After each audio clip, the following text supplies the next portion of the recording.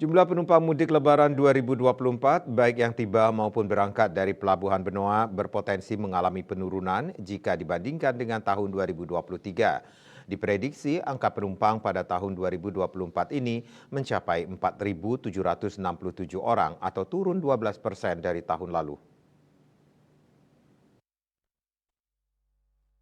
General Manager Benua Agung Mataram menyampaikan penurunan angka penumpang tersebut disebabkan salah satu kapal milik PT Pelni yang dijadwalkan sandar melaksanakan docking atau perbaikan kapal. Namun, walaupun angka penumpang tahun ini diprediksi menurun, pihaknya memastikan seluruh layanan untuk pemudik siap melayani selain persiapan dan koordinasi dengan internal perusahaan.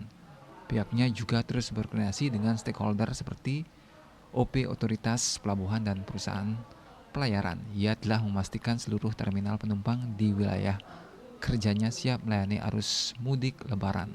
Sebelumnya arus mudik Lebaran via jalur laut menjadi salah satu alternatif favorit para pemudik di Indonesia. Pelindo Cabang Pelabuhan Benoa mencatat setidaknya terdapat sekitar 5.448 penumpang yang hilir mudik di 2023. Citamaya, Bali Pos.